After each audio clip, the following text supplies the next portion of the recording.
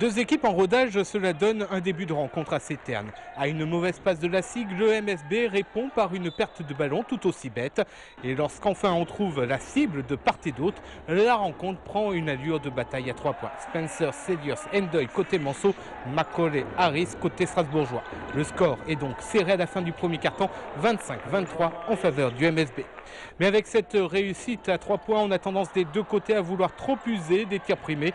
Une tentative sur deux s'effectue au-delà des 6,25 m côté Manceau, 2 sur 5 côté strasbourgeois. Seulement là, tout s'échoue. Et que dire une nouvelle fois de ces ballons perdus?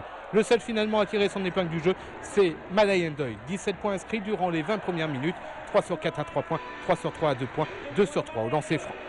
Mené de 7 points à la pause, 42 à 35, la SIG tente de refaire son retard par le biais dans un premier temps de Dardenne, puis de Simon. Les hommes de Gigi Jackson perdent encore de très nombreux ballons. Ceux de Frédéric Sarr en profitent et refont une partie de leur retard pour revenir à seulement 2 points des Manceaux à la fin du troisième quart-temps, 56 à 54. Grâce à Dardenne, auteur de 2 tirs primés dans la minute qui suit, la SIG bascule en tête, 60 à 56. On a eu une séquence où on était plutôt pas mal, je trouve, dans l'efficacité à la fois défensive et à la fois offensive, même si l'attaque c'est toujours pour nous un petit souci à l'heure actuelle dans la capacité à amener la balle de manière assez constante et assez régulière à l'intérieur pour pouvoir essayer d'avoir quelques points dans la raquette. Strasbourg parvient à compter jusqu'à 7 points d'avance à 5 minutes de la fin du match, mais lorsque Dio et Spencer retrouvent enfin leur adresse, l'écart se réduit considérablement. Antoine Dio permet même aux Manceaux de rebasculer en tête, 73 à 72, alors qu'il ne reste qu'une petite minute à jouer.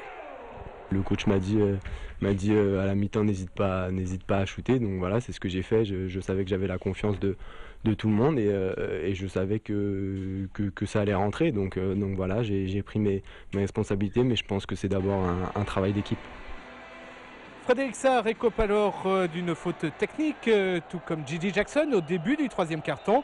Mais Spencer en profite pour enchaîner les lancers francs. Le MSB prend alors le large, 79 à 72.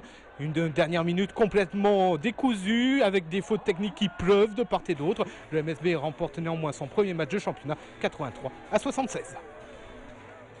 C'est nous qui sommes responsables de cette fin de match, où dans l'agressivité, l'énervement mal placé, on perd un peu le contrôle.